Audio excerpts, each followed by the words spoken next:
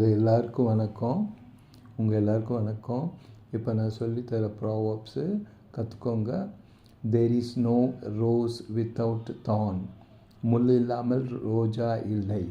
Look before you leap. ஆழம் தெரியாமல் காலை விடாதே. Laughter is the best medicine. வாய் விட்டு சிரித்தால் நோய் விட்டு போகும். A bad workman blames his tools.